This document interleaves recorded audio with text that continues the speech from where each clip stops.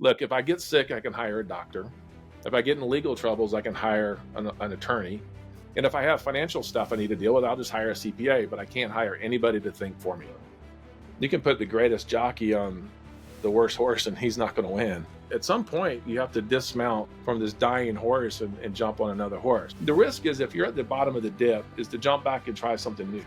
You may think you have the best idea in the world in your head, but it's only the best idea in the world inside your head. And until you actually get it out into the world and it meets the resistance of somebody who has a different need or a different want or a different desire, you really don't know. My guest for this episode is Mark Richards. Mark is a seasoned serial entrepreneur with over 3 decades of experience in building successful businesses and iconic brands. Based in Charleston, South Carolina, he's the founder and CEO of Alphidia, a dynamic product development company specialising in bringing niche-focused brands to market. With a passion for invention and product development, Mark has spearheaded the creation of over 400 innovative products, leveraging his keen eye for identifying lucrative business opportunities.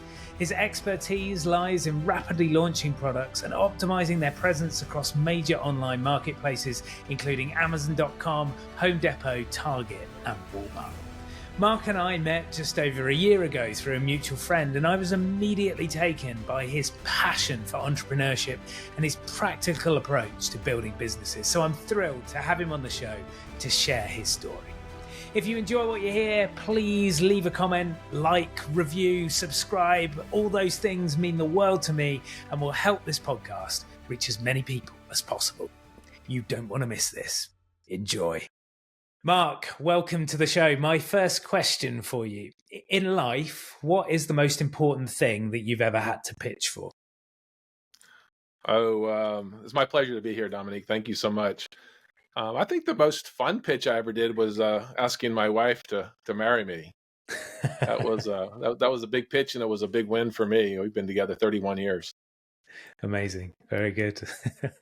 Was there any doubt in your mind as you made the pitch as to whether it was going to come off or not? I was pretty confident, but we had only been dating for about 4 months, so it was a big deal for me, and I think it was a complete shock to her. But it was a lot of fun. It was a lot of fun. Bold move. So if that's the most important pitch, if you think through, your highs and lows as an entrepreneur, do you look back on any of the deals that have kind of maybe got away and think, I'd be really curious as to see where that might have taken me? Oh, good Lord. I've been doing this for 34 years, so there's probably quite a few. I think the most fun ones are the ones where you kind of go with the flow and follow your intuition as you're having a conversation with a potential customer, and then let it go to some place you didn't think it was going to go. In fact, I teach a lot of my younger entrepreneurs, or the people who want to be entrepreneurs that I mentor and coach, that the biggest thing they can do is to take something out to a potential customer to try to sell them, even if it's not perfect, because you don't know what you don't know. And the only way you're going to learn what the customer really wants is to offer them something so they know that at least you have something. You're not just talking about something, and then say, well, that looks pretty good, but I wasn't, that looks good, but, and then the but is where the opportunity lies. Yeah, that's really interesting. I think it's easy to think of pitching as kind of binary, as a yes or no, but often there's a lot that sits in that gray space, which allows you to make the next move or make the next iteration. You mentioned working with younger entrepreneurs and kind of mentoring people. What do you see as some of the biggest hang-ups that people have around making that ask and pitching their ideas into existence? Yeah, that's actually a great question, Dominic. It's and it's particularly profound in the younger generation. They're afraid to have a conversation with another human being face to face, and so I think it just comes from we're spending so much time on our electronic devices and communicating via email and Slack and text, and of course seeing the perfected lives of every human on YouTube, Instagram, and TikTok. So people just have kind of lost the ability to communicate with one another. So the biggest thing I try to get them to do is say, hey, look, you may think you have the best idea in the world in your head, but it's only the best idea in the world inside your head. And until you actually get it out into the world and until it meets the resistance of somebody who has a different need or a different want or a different desire, you really don't know. So the trick is just to really get them out there with some kind of minimal, we call it a minimal viable product, an MVP. That's a pretty common term in the lean startup community. I've kind of changed a little bit to the minimal viable conversation. What's the least amount you can do to go have a conversation with another human being to talk about what you've got, what your project is, what your product is, what your idea is. And then from that conversation, just be flexible enough to be open and flexible enough to change what you thought was important may be very unimportant. My very first customer back in August of 1990 came from following this strategy.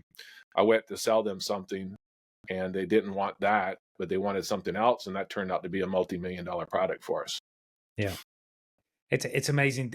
Daniel Priestley, who's been on the podcast, talks about marketing for signals rather than sales. So, like, can you create that interest within the customer? And if you can't, then that's brilliant feedback. And then you go somewhere else rather than spending what I think a lot of people do, or doing what a lot of people do, which is spending huge amounts of time, creating something, perfecting something, writing the whole pitch and making the beautiful deck with all the images, then to go out there and talk it to people, and people just go, nah, not interested. So that feedback loop is so important. And to be honest, whether you're in a job and working within an organization or whether you're an entrepreneur, I think those same sort of rules apply.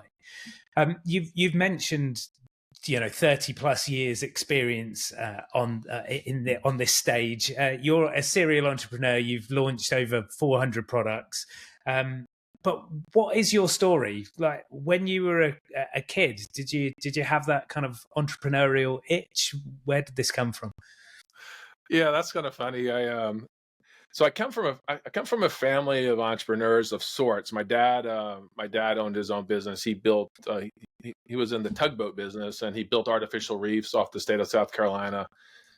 He also would tow barges up and down the waterway, hauling out a variety of different commodities and whatnot. So he was an entrepreneur. He owned his own business. And my stepfather, same thing. He owned a machine shop. And so I grew up in a family with fluctuating cash flow, and I was very happy to marry a woman who could also tolerate a fluctuating cash flow. I think it's very important to have people around you that know that there'll be times that are great and times that are lean. But going back to my childhood, I always knew I was going to do my own thing. It's the funniest thing. I had the ubiquitous lemonade stands, but I actually set mine up on a golf course right before the golfer would reach the turn, but going from the 9th to the 10th hole, I'd set up my lemonade stand. So I'd get them while they were thirsty, and cut grass. So we had a business that was called Lawn Busters. This was back in Ghostbuster days, movie wise. It was Lawn Busters, and our slogan was "We ain't afraid of no grass." And it's always been there. It's never not been something I want to do. And when you choose to be an entrepreneur, though, it's a life commitment. It's basically you are permanently disqualified from being able to go back into the workforce. It's a life sentence, if you will. But I love it. I can't imagine doing anything else with my life. So you presumably kind of did your high school diploma in the States, and then did you go to university? Did you have a kind of direction that you were aiming at academically, or has it always just been business? So I did go to college. I went to College of Charleston in Charleston, South Carolina. It was the oldest public school and public university or public college in the States. We just celebrated, I think, our 255th anniversary of existence. So I went there, and here's the funny thing. I have no idea what I was going to do. I had no career path per se. We didn't have an entrepreneurship program at the College of Charleston. The business courses were pretty boring. And it's a liberal arts school. So I I took liberal arts very liberally, and I had classes in just about every discipline at that school, everything from art appreciation and theater to chemistry to astronomy, political science, philosophy, a little bit of business, like I said.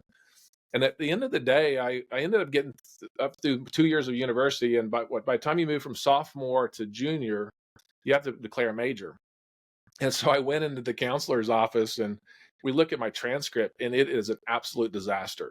Not so much the grades weren't great. I'm a C student at best, but just it was such a hodgepodge. I didn't have any concentration in any particular major, and I did want to get out of school within a 4-year period. And so I tell this story to my students when I lecture at the college.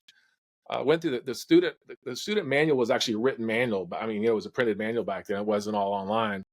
And so I'm going through the manual, looking for different majors, trying to figure out what to declare. And I come across philosophy. And with philosophy, it only required 28 hours in the discipline to be able to declare that as a major and graduate with that, plus all the other stuff you have to take with the liberal arts education. And so I declared philosophy, and I absolutely loved philosophy. It was probably the best decision I've ever made. It taught me to read complicated text and comprehend it, and to articulate a point of view, to be able to think logically. And then I got exposed to some very interesting philosophers like Nietzsche and of course the early ones, Aristotle, and different forms of existentialism and all kind of stuff. So it was a lot of fun. Now here's the downside of it, Dominique. When I graduated from the College of Charleston, I was prepared for everything and nothing at exactly the same time. Meaning I couldn't find a job as a philosopher, and I looked. No. I promise you, I did. So just purely having to survive, I started my first business pretty much right when I got out of school, and now my comeback to people who. Back then, I was a little embarrassed at philosophy because people were, "What the hell are you going to do with that?" It's like a French literature major, right? I said, "Well, here's my snarky comeback. Look, if I get sick, I can hire a doctor. If I get in legal troubles, I can hire an attorney. And if I have financial stuff I need to deal with, I'll just hire a CPA. But I can't hire anybody to think for me." Mm-hmm. And so that served me well. It's been a lot of fun. I love that.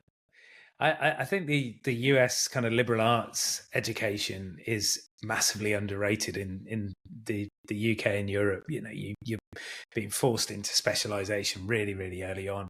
I went to an American international school, so I did the kind of high school diploma and all of that sort of stuff. And I just loved the breadth of possibility there. And 18 is very young to be pinning your flag to the mast and saying this is what I want to specialize in. So I think it sounds like it served you well. Talk to me about that early entrepreneurial kind of shift then. So you come out of university, you've got to get yourself a job. You need to bring in some income, presumably.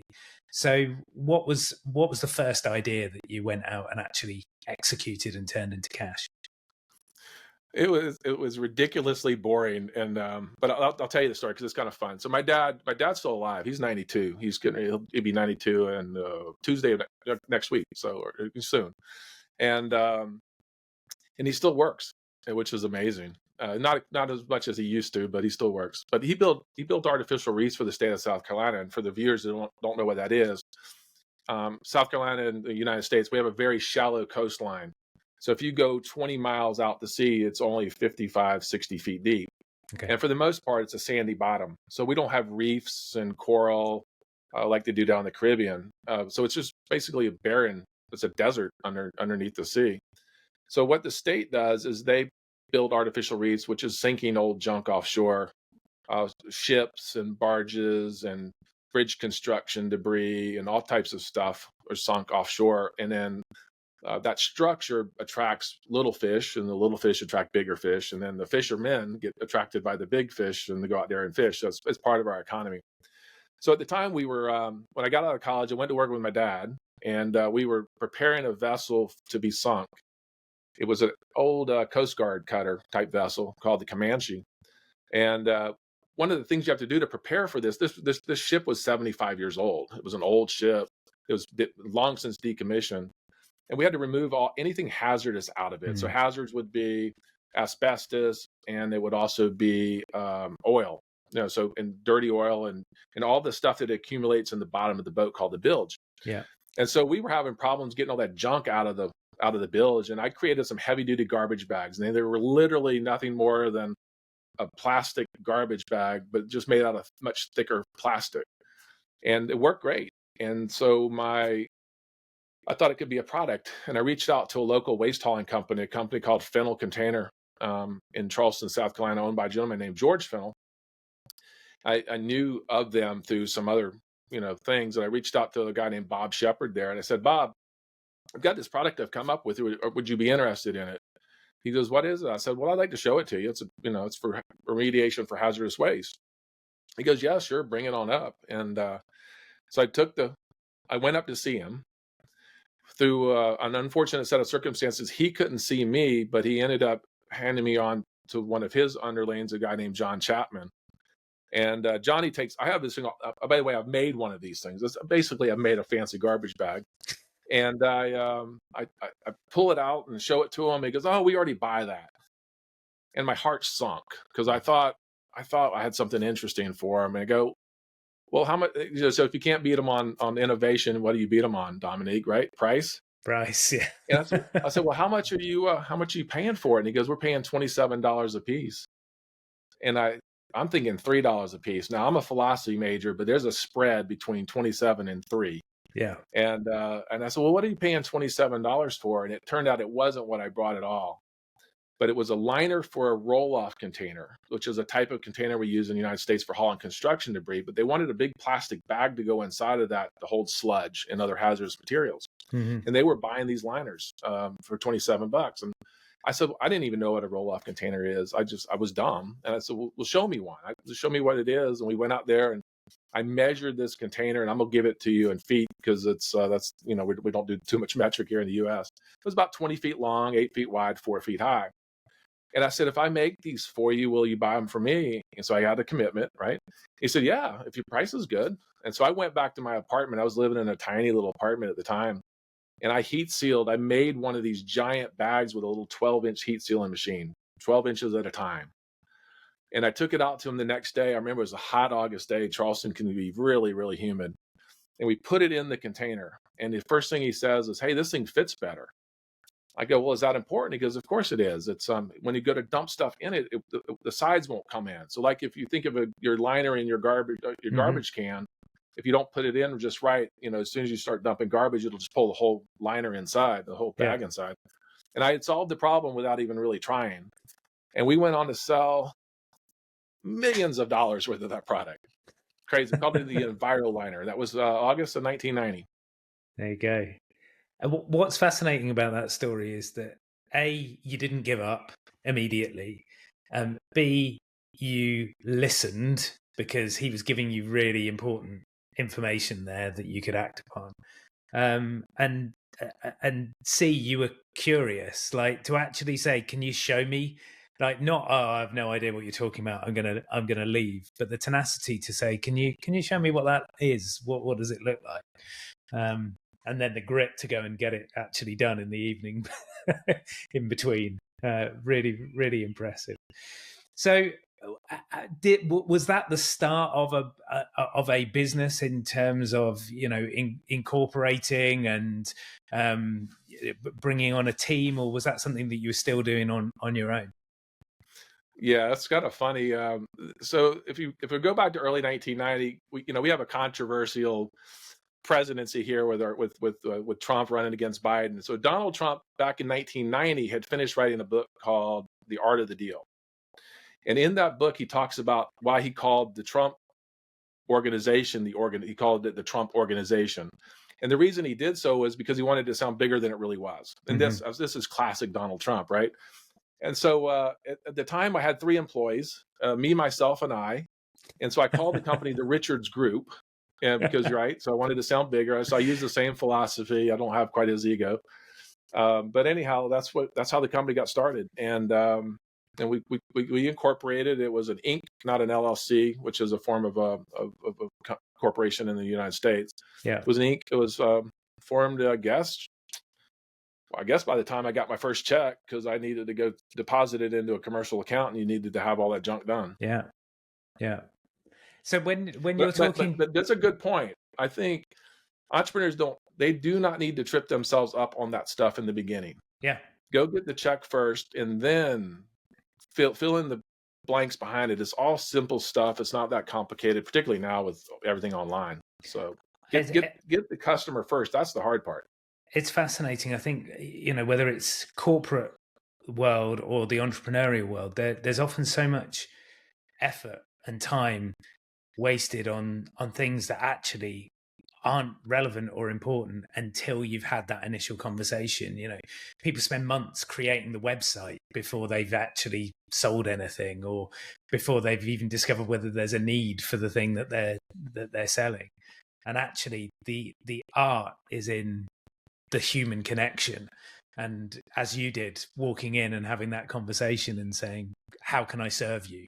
Because it wasn't a selfish act. It wasn't like, how can I make money? It was, how can I solve your problem? And years later, you've made multiple millions from, a plastic bag, essentially. Yeah, there's riches in those niches, particularly the boring ones. People want to go do the sexy businesses, but boy, the boring ones, that's where the money's being made, if it's executed well. Sorry to interrupt, but before we continue with the episode, I've got a favor to ask.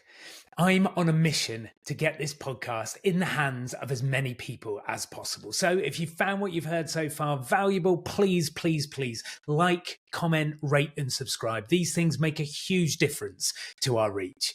And if you're open to it, if you happen to know just one person, someone who, just like you, would benefit from listening to these conversations, then please share the podcast with them. Let's get on with it. So you've, in that 400 product run that you've had, it strikes me that you focus very much on that kind of, on the engineering side, on the manufacturing side. How did that develop? Where did you see the opportunity? Was it exactly what you've just described, of like the unsexy stuff is probably where the money's at, or was it a passion for solving problems in that way? So I have a love-hate relationship with manufacturing. I have a manufacturing facility in the States, and the love-hate piece of it is I love it because of the capabilities that it offers us and the flexibility and our ability to test things really quickly. I shouldn't say hate it.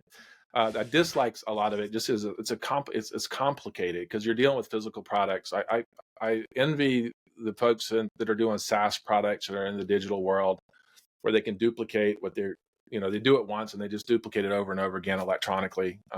Manufacturing's tough, but it's at the same time, I mean, it's kind of fun having those capabilities and be able to come up with an idea and within 20, 30 minutes actually have a prototype in your hand. That's pretty cool. Presumably is that a more kind of recent development? Were you getting that at the beginning, 15, 20 years ago? Were you able to turn around products that quickly? No, because we had a shift of our business focus. I've just done so many different things. So I've done business to consumer products, consumer focused products, and I've done business products. So in the beginning, it was business to business. There weren't too many consumers out there buying 20-foot garbage bags. No. So here's what's interesting is I'll just walk you through the story a little bit. We sold the liners. We ran an ad in a national publication called The Hauler. It's a trade publication for people who haul trash and waste, big industry. And the ad was $500. So I'll just tell you how cheap the dang ad was. And out of that one ad is a half-page ad in The Hauler, we got 36 responses. And these were from large waste haulers in the United States. And one of them who called was a company called BJK, and they were out of Arkansas, and they called me wanting to buy something they called a hide liner. And I had no idea what the heck a hide liner was. And if I look back on old invoices, I actually spelled it HYDE, like Dr. Jekyll and Mr. And it was actually a hide. It was for the skin of the cow. So when we slaughter a cow, the second most valuable part of the cow beyond the carcass and the meat is the skin. Mm-hmm. And back then it got a little bit of salt on it, and it was thrown in a container, shipped over to China and Korea, come back as leather products. Okay. And so those containers, they had rotting flesh in them for 12 weeks, and they needed to be reused to ship something back. Well, we had to make liners for those containers for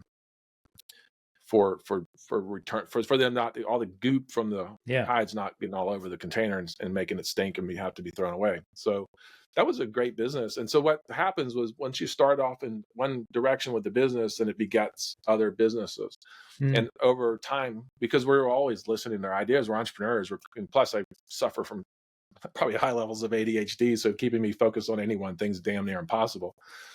But that's how it works. So one business leads to another, because you have relationships, you have momentum. And so then we shifted over to consumer, because I love creating products. In about 2014, I started Alphidia.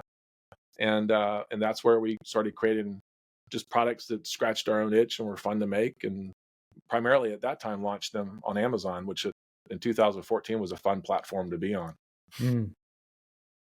And what was the kind of basis for deciding what was going to work? Like, how much does intuition play in making those decisions?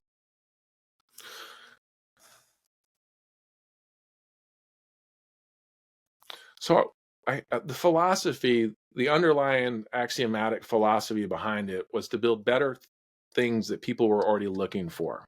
Right. So by 2014, Google had been around since 2006 or 2005 in a strong way. So people were now searching for things. Amazon took, Jeff Bezos took full advantage of this when he started Amazon back in the 90s. And so people are now gravitating, they're looking for something. So you can go find out what people are looking for. And it's very easy today. You do it through Uber Suggest. I mean, there's millions of them. You can through Google AdWord platforms, Uber Suggest. I mean, there's a ton of places to search. On Amazon, we can do it as well. And so Amazon's a great test platform for just seeing what people are looking for. And then the better version means there's something better that's obvious to the person looking at it. And better is very, very subjective. And this is where the art comes in. Better can be more features, less features, higher price, lower price, one color, another color. There's just tons of things that can be better. And the narrower your niche, the more you get kind of focused down on what people really want. For us, it's what we loved about Amazon, is also what we now despise about Amazon, was that it was a very easy platform to launch a product on. So instead of a buyer in Bentonville, Arkansas, that's Walmart, making a decision of what goes in the store, Amazon was at the time was pretty wide open. Yeah. You just put it on the store and see what sells. And so for a very low risk for us, since we made our own stuff, we could make a few hundred of something, throw it into Amazon and give it a test and see if it worked or not. Let the market decide, as opposed to, a buyer at a big box store. Yeah, that's kind of how we got rolling with it. So that must have kind of taken away to a certain extent the need to pitch. So if you were trying to sell something into Walmart, you were having to have a conversation with an individual to try and convince them that it was something that they should put on the shelf. Whereas the Amazon thing just allowed you to follow your instinct, try some stuff out, see what sticks, and then change it. I love it because you're taking out an intermediary between you and the actual end user. Now, Amazon's changed a good bit, and I don't recommend Amazon as a platform for an entrepreneur for a dozen reasons, 5 really important ones. But you've lost that ability to have that connection directly with the consumer. But anytime you work with an intermediary, you don't really know what your end user really wants. And so anytime you can shorten the gap between you and them, the better off. It's more, it's a more one-on-one relationship. So when you've been, taking these ideas to market, and when you have been pitching to human beings and trying to get people to buy into the idea before it's kind of gone to full scale manufacturing, what are the key things that you've learned about honing your pitch? Because I'm imagining that your success rate has increased over time rather than decreased. So what are the things? It feels like it has. Yeah. You never know, which is what makes the game fun, right? I think it's a couple of things. One, so you're still pitching. You're just pitching through words as opposed to you're having a conversation. You've True. got to create good descriptions and good ad copy. Hmm. Imagery is hugely important. So you're pitching with pictures. Yeah. You basically have a customer that's scrolling through a phone that doesn't. They're unable to actually physically pick the product up and look at it, smell it, taste it, et cetera, et cetera. So you're rarely relying on trying to trigger an instinct within them. Um, I think the most successful entrepreneurs that do this, they just have some, I guess they call it like street smarts. They understand human psychology. Human psychology doesn't change even what the technology does. And we're still attracted to certain things and to certain desires and to fulfill wants and to solve some needs. And that's Hmm. that's not going to change. Those are fundamental. And as long as you can kind of dial in on that, you're going to be successful with just about anything. Have you had any big kind of surprises in the things that you've created, like where you've gone, I thought that would be all right, but actually it was like, wow, it really, really took off? Yeah, through no fault of her own. Yeah, Yeah. absolutely. And you have to be very careful with those because you can think you're doing something really well and you're not. I have two examples of it. The first one's kind of silly. It was my first understanding of the power of an influencer in a space. And so we this is going back 2017, 18. It's Hmm. going back a few years. And this was we at the time we were very successful with a product called Quad Hands. This was a helping hands fixturing device for people who are playing with electronics. So if you're soldering something intricate on a circuit board, this device would hold it while you're doing that work. Okay. And the reason we created it is I actually have another company where I needed this thing. And at the time, the only thing available to do this was just junky stuff that was sub $10. And Hmm. it was a typical Chinese race to the bottom with just junk. And so I made a $50 version of this thing. And it did really, really well because I found a gap in the market and, it was surprisingly successful. But here's where it gets even funnier. About November, and I can't remember the exact year, I had I'd read something somewhere or heard something about this idea of risk reversal. I'm sure I'd heard it in the past, but basically offering a warranty, and most people, have a good warranty. And so we went. I changed it to what's a lifetime warranty. We built this thing really, really well. I'm happy to stand behind it for as long as you own it. So I put that in the Amazon description at the bottom, Hmm. lifetime warranty. No, you got any problems with it, let me know. The very next day, Dominique, our sales went from this much to this much. Huge difference. I mean, like we were out of stock within 3 days. Wow. Now I'm patting myself on the back as the world's best marketer. I'm like, holy crap, but this risk reversal thing is real. And about 2 weeks later, I get an email from a customer. Yeah, I found you through this YouTube channel called Linus Tech Tips. And I'm like, huh? And so I go and I find the video. Now, I hadn't reached out to Linus or his team, but he did this most hilarious video of our quad hands. It was crazy how good it was. Now, at the time, he was getting $40,000 to pitch a product. So he Wow. had done this for me for free because he was also just disgusted with the junk. But Hmm. it was huge for us. So that was a funny one where we just all of a sudden the product blew up because of something completely unrelated to anything we did. So it But it just so did. happened that the same day that you put the guarantee on, he released the video. It was crazy. And the second one, of course, is COVID was such a mess for the entire world. Mm. We were surprisingly unaffected by it. It was actually good for us. And the reason was everybody's stuck at home. And we just happened to be manufacturing bike racks. These are storage products for storing your bike in your garage. Yeah. And that summer of 2020, we couldn't keep up with demand. It was just absolute crazy because everybody was buying bicycles and they needed a way to hang them and store them. Yeah. And they were cleaning out And their so we just, garage and thinking, I need to get this off the floor. yeah, exactly. And it was surprising that, I had no idea. Now, the mistakes were made from that as well, right? The mistake being that we thought we were awesome. And it really is just the weirdness of the market. A lot of times is the winner, not you. Yeah, but you've got to be out there in the market.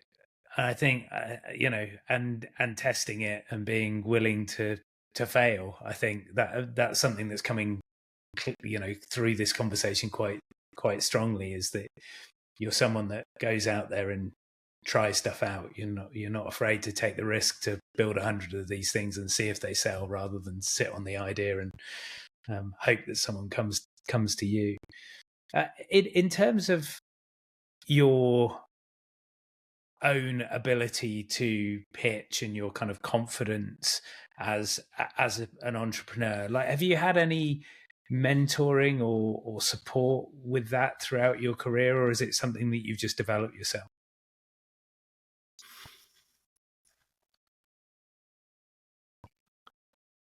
I think it's a combination of things. One, actually a bit of an introvert, so which is I think a lot of entrepreneurs are. Mm. But if I get in front of somebody and I'm pretty good at having just an easy conversation that's not salesy, Yeah.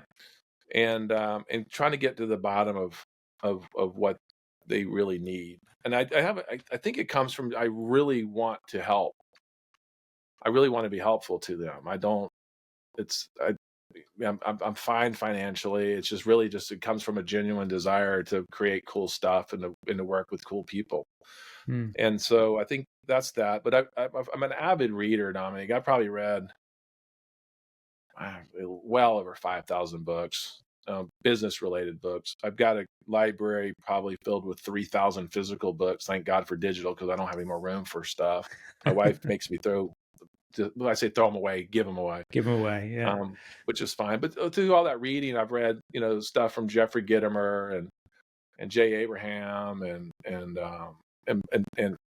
David Sandler sales training, which is pretty good. And they teach you, one of the things I love about Sandler is it teaches you when you're having a conversation as a salesperson trying to pitch a product, is don't allow it to turn into a parent-child role where you become the child and the buyer becomes the parent, because you don't subordinate yourself, if you will, to them.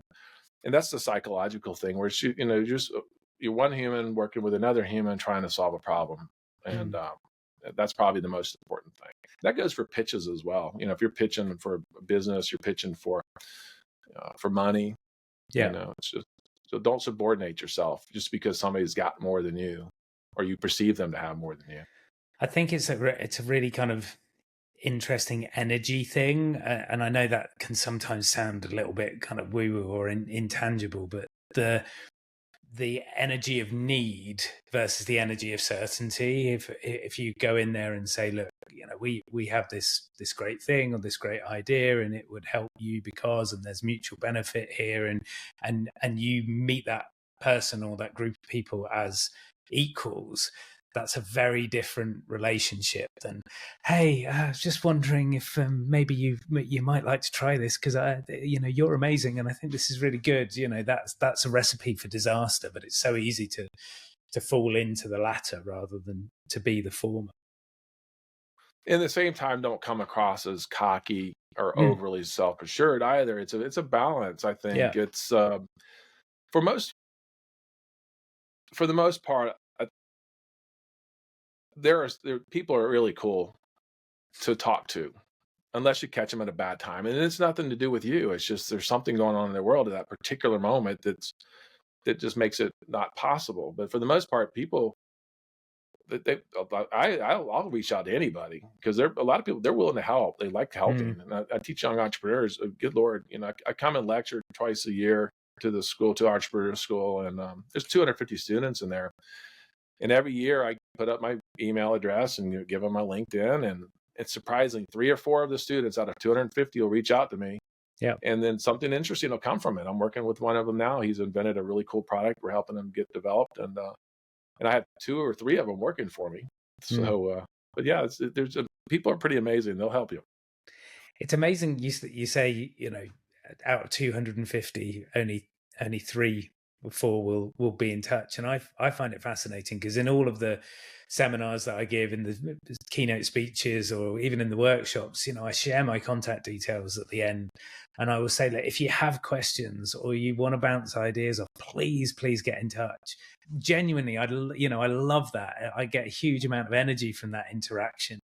And the amount of people that do is so small, and you think, oh, what's stopping you just making that ask and reaching out in that way?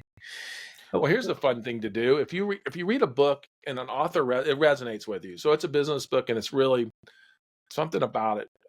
Absolutely, every single time I will send an email to the author and just praise them. I mean, because I genuinely just want to know. So maybe I have a question about something specific in the book that wasn't addressed.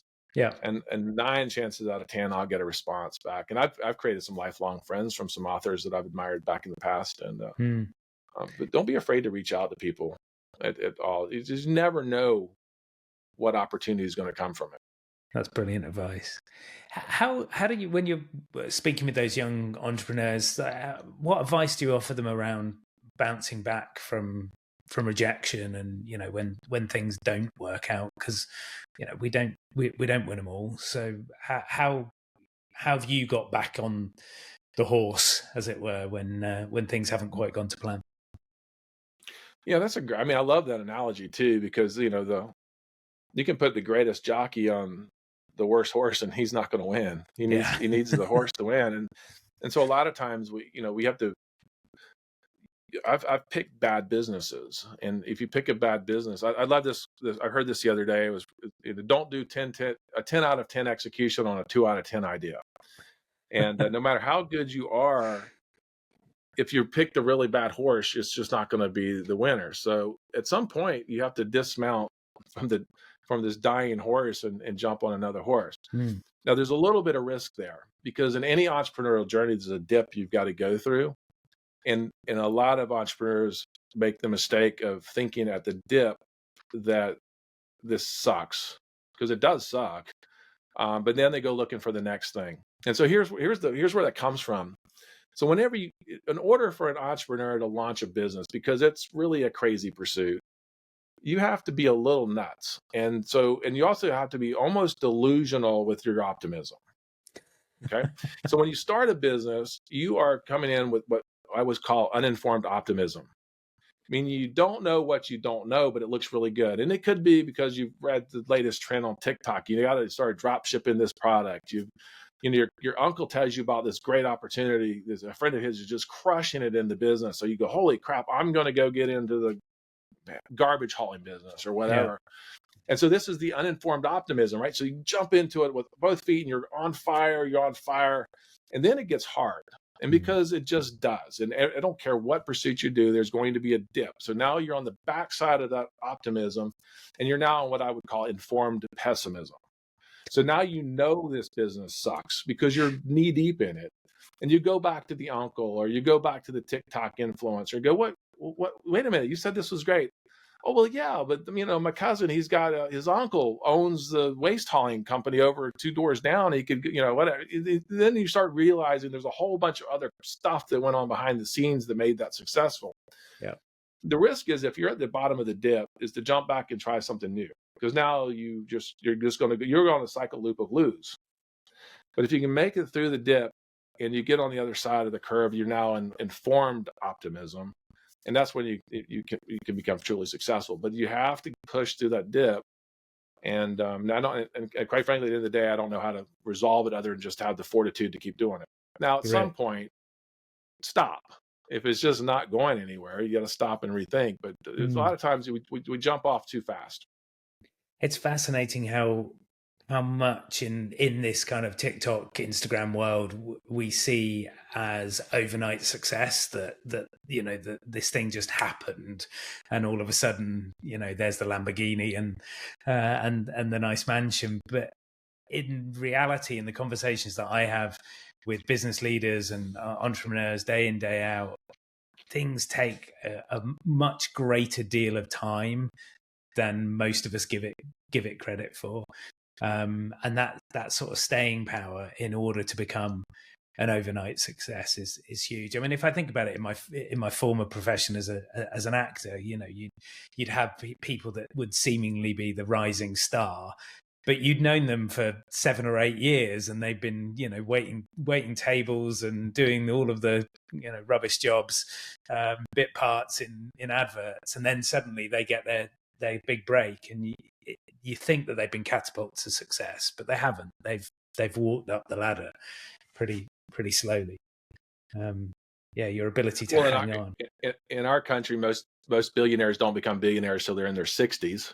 Right. So I have a few more years. I'm still hopeful, although that's not a goal for me. I've long since gotten away from wanting things and money and all that kind of stuff in any big way. But and then I also remind people, I say, you can rent a Lamborghini for $300 an hour. So go get all your photos you want. Yeah. Same with a private jet. You could jump on a jet on a dead leg for a private jet for $5,000, or you can just go get a photo op in front of one. And so most of that stuff's just completely curated BS, and everybody's struggling. Everybody has their moments of when they're doing stuff, but anytime somebody's trying to pitch you a course and they're showing off a picture of themselves with a fancy watch and in front of a Lamborghini, I'd be very suspect. Be careful. So you're now doing a lot of work with YouTubers and influencers to help them create their own kind of product lines, and I suppose a big part in having success in those products is actually the way that they're pitched. If I think of some of the the big celebrity brands that launch alcohol or makeup or perfume or handbags or whatever it is, there's a huge amount in the kind of pitching of the products that's important. Who do you think are the kind of masters at doing this, and what makes their pitches so successful? So the whole reason I'm even in this space and we're having this conversation today is because of Daniel Priestley. And I can come back to that conversation if you remind me later of how I'm here today. But to answer your question more succinctly, I think the top one is that I'm familiar with that I'd like to see more people emulate is Ryan Reynolds. Mm-hmm. He's a Canadian actor. He's worth about $350-400 million. But most of his money did not come from his acting. We know him from Deadpool and some different shows like that. So Ryan made all his money with with becoming a brand ambassador and an owner in like Mint Mobile and Aviation Gin. I think most recently he's purchased a good chunk of Wrexham, your football, and so first of all, he's a funny guy. He's a good-looking guy. He's funny, and people will naturally gravitate to watching him on YouTube. So we'll literally click on a 3-minute commercial. This is a commercial. It's a 3-minute commercial. We'll click on it willingly just to see him pitch Aviation Gin because this is fun. Now he sold Aviation Gin for $610 million recently. Wow. And then Mint, I think, just got sold to Verizon or somebody. I can't remember. Maybe T-Mobile in the United States. Yeah. So it works. The system works. And so if you are an influencer or an influencer they already have the skill set to bring people into their world. I think it's just a natural transition for them to launch their own brand and their own products as opposed to pitching other people's stuff. And that's what we want to help them with. Okay, interesting. So take me back to the Daniel Priestley story then. How did this start? Yeah, so I'm brand new. I'm brand new to YouTube as a content creator. I'm not brand new to YouTube as a consumer. And I've been a consumer of YouTube for years and years and years. And so I'm 57. So social media is kind of a little odd to me. There was a certain amount of discomfort with it, right? I have the Facebook account, like ubiquitous Facebook account, but I never did anything on Instagram or YouTube or Twitter, X, or even LinkedIn. And up until last year, nothing on YouTube to speak of. I never really understood. I've always felt like with my brands or brands that I'd be like the Wizard of Oz. I'd be the guy behind the curtain pulling all the levers, the great and powerful Oz. But the brand was the person up on the screen that was just an image that was being manipulated by the great the wizard. And I listened to a YouTube I guess it was a podcast from Daniel Priestley, and he said something in that podcast that I had never considered before. And he said, when you look at all the big brands, there's a personal brand behind the big brand that's actually more powerful than the brand itself. And he gives some examples. Of course, you're Sir Richard Branson being one with Virgin. Yeah. Richard has way more followers on his social than Virgin brands do. Yeah. Elon Musk has multitudes more followers that follow Elon Musk and follow Tesla or SpaceX or the Boring Company. Yeah. And this goes across the gamut. Even Tim Cook with Apple, he even though he's not the founder of Apple, he still has more followers than the brand itself, which is very interesting to me. So that was a light bulb moment for me. I'm like, for 30 some years, I've really been doing this the hard way. And I said, okay, well, I'm going to go ahead and stick my neck out there and do the social media thing and get on YouTube and start promoting things. Well, that was the first foray into this. The second one was also from Daniel Priestley.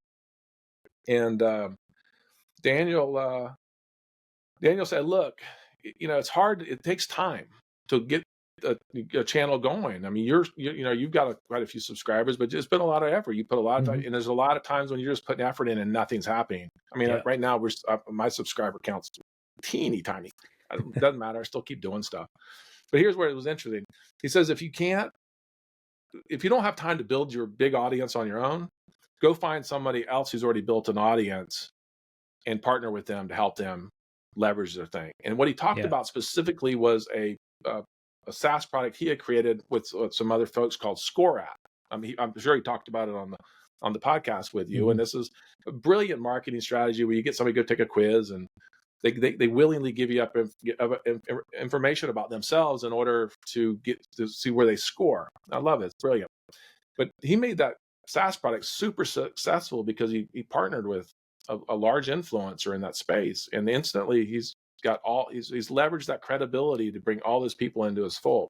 And that's when the light bulb moment for me hit. I'm like, I know how to develop products. I'm really good at getting them manufactured either by us or one of our 2,000 partners around the world. And what I don't have are big audiences. So now I'm thinking, all right, so there's people out there who have large audiences that don't really know how to monetize it authentically. Yeah. They're kind of stuck in the YouTube algorithm, or they're trying to figure out how to make money with it. I said, let's just partner with them. They've done the hard part in my eyes, and they probably see getting the product manufactured and distributed the hard part. Yeah, but it's the easy part in my eyes. It's perfect. I love that the power of partnership. I think it's so easy on an entrepreneur, from an entrepreneurial level as well, to be suspicious of all of that sort of stuff and to try and kind of keep things to yourself. But actually, those sorts of conversations are definitely where 1 + 1 = 3. Mark, I could chat about this sort of stuff all day, but I'm going to bring the conversation to a close with a final question for you. If you could go back and give that young man, I think the company was called Lawn Busters, wasn't it? If you could go back and give that young man one piece of advice, what would you say to him? Oh, knowing what I know now about social media, I would have done the Richard Branson thing much earlier. That would be huge for him. But I think the other thing would be try to be more of the conductor as opposed to the doer, because there's so many people out there that have so many great skills. You don't need to learn how to do everything. You just need to learn how to be the conductor. So think of any great orchestra. The guy who's waving the baton, he doesn't necessarily know how to play the violin very well. He's no virtuoso. The tuba, he can't really do much with, but he can take all those people that have those very, very fine skills in those particular niche instruments and bring them together to make beautiful music. And I think as an entrepreneur, you should try to be more of a conductor and less of the person actually doing all the work. I love that. What a beautiful metaphor. Mark, thank you so much for joining me on the podcast. It's been my pleasure, Dominique. This has been fantastic. A lot of fun. I talked a lot, but I enjoyed it. You're meant to. You're the guest. Thanks for listening to the Why Life's a Pitch podcast. If you'd like to improve the way you pitch and communicate, I'm giving away a special gift to all my listeners. we've developed the Pitching with Impact scorecard to help you benchmark your pitch performance in 6 key areas. It will take you less than 5 minutes to complete, and you'll receive a detailed, personalised report packed full of insights and ideas to help you improve and grow. Just head over to dominiccolenso.com/scorecard to get started.